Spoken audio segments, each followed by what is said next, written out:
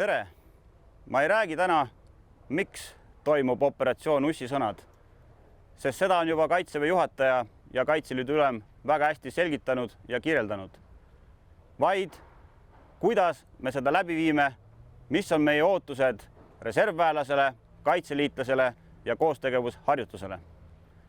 Reservväelane, aega on 8 päeva, et värskendada oma oskusi ja teadmisi ning siis liikuda oma vastutusalale täitma lahinguülesandeid.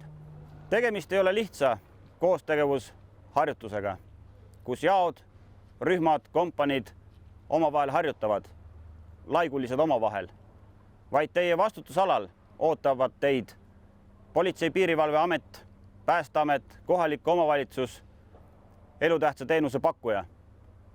Loome koos selle ühtse arusaama selles piirkonnas. Kaitseliitlane, sina oled see, kes toob reservväelase maakaitsestruktuuri. Oled juht, koolitaja ja mentor kõik ühes. Loo ühtne arusaam ja tervik. Loo maakaitse. Me soovime väga palju, väga lühikese ajaga.